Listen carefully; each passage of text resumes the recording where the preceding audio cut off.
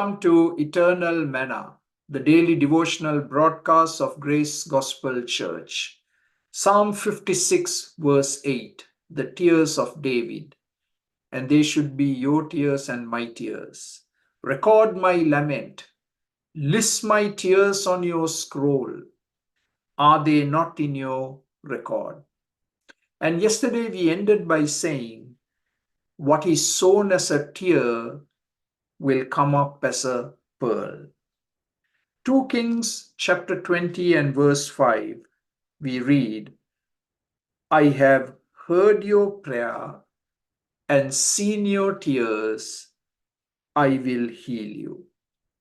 Now that can be wonderfully comforting to us today. God says to you at a very personal level, I have heard your prayer. I have seen your tears. I will heal you. Now, the healing may not necessarily be physical, but certainly emotional and spiritual and mental healing. I have heard your prayer, I have seen your tears, and I will heal you.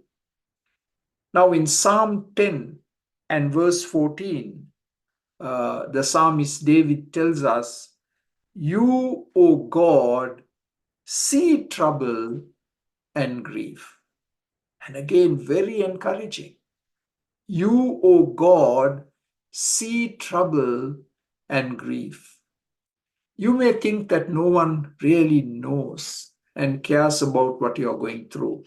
And that may be partially true, but it is not totally true because God sees your secret tears.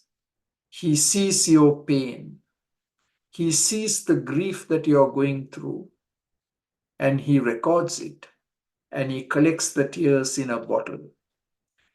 2 Timothy chapter 1 and verse 4, Paul writing says, I recall your tears.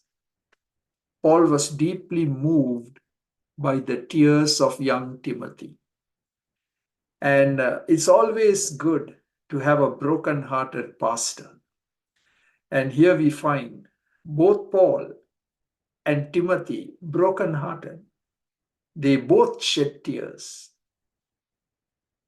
Tears are liquid prayers, so said Charles Haddon Spurgeon. And again, that one sentence has greatly comforted me. There are times when you and I cannot even pray. The grief is so great. The pain is so great. No words are coming out, but the tears are flowing.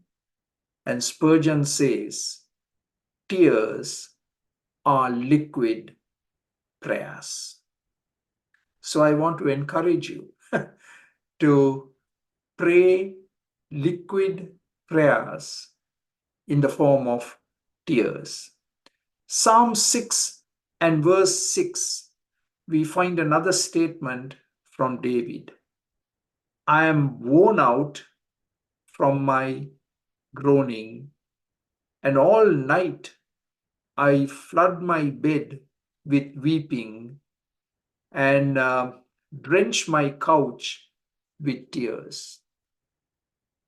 Kind of an unbelievable verse, isn't it? Psalm 6 and verse 6. David says, I'm worn out. I'm drained, totally drained. I'm exhausted by my groaning, my pain. And my bed is just flooded with tears. All night long I have been crying. And my bed is wet with my tears. And my couch where I recline is also flooded with tears.